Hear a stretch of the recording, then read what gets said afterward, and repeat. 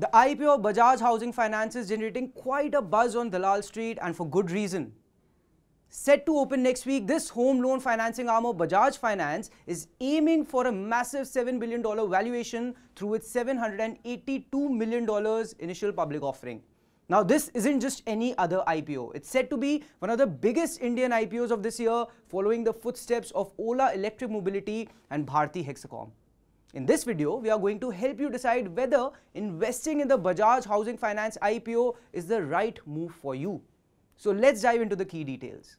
Mark your calendar, the IPO opens on Monday, September 9th and wraps up on September 11th. Share allotment is expected to be finalized on September 12th with a tentative listing on bourses for September 16th. Now let's talk about the company itself. Bajaj Housing Finance has been a player in the financial space since September 2015. Registered with the National Housing Bank, they offer a range of tailored financial solutions for purchasing and renovating both residential and commercial properties. They've also been recognized by the Reserve Bank of India as an upper layer non-banking financial company. So what does that mean? Essentially, it's a nod to their robust and comprehensive mortgage product lineup, which includes home loans, loans against property, lease rental discounts, and developer financing. Bajaj Housing Finance mainly focuses on individual retail housing loans but doesn't stop there. They've got a diverse portfolio that serves everyone from home buyers to large-scale developers, offering commercial and developer loans as well. Their performance has been impressive too. For the fiscal year 23-24, Bajaj Housing Finance posted a net profit of about 1,731 crore rupees, marking a 38% growth from about 1,258 crore rupees in the previous financial year.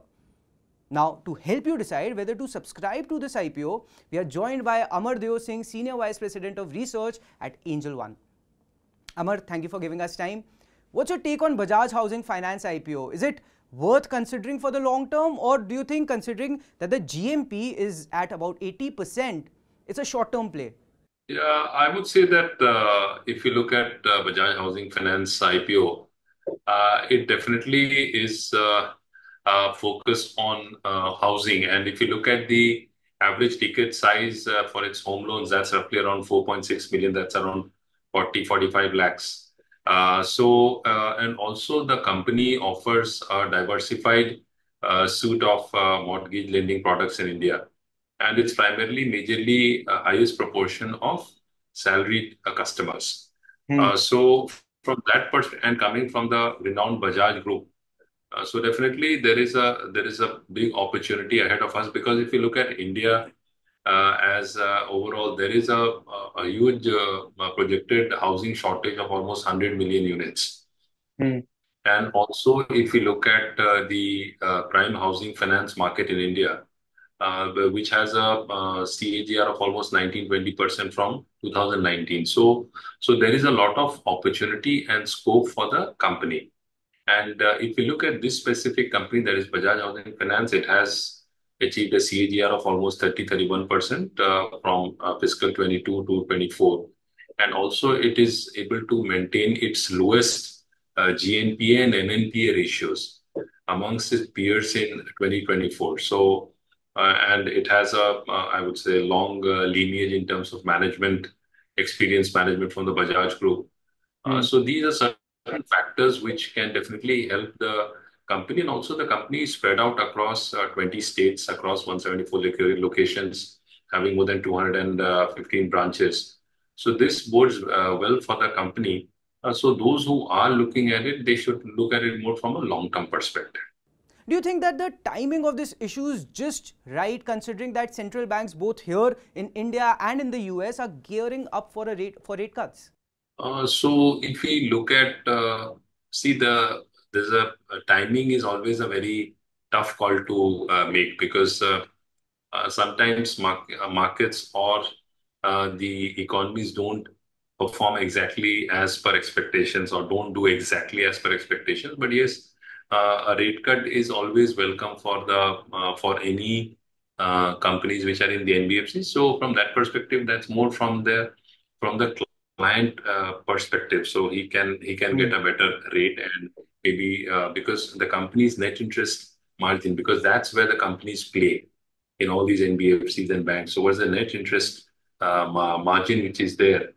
So from that perspective, I think Bajaj stands in a better opportunity. And also, what happens is that when your ticket size is only 40-45 lakhs, so there even a slightly higher means charge can be there provided, and also you have a brand too there. But one needs to understand that these markets are very competitive, while Hmm. at the same time the rates in this segment are significantly higher as compared to the higher slabs.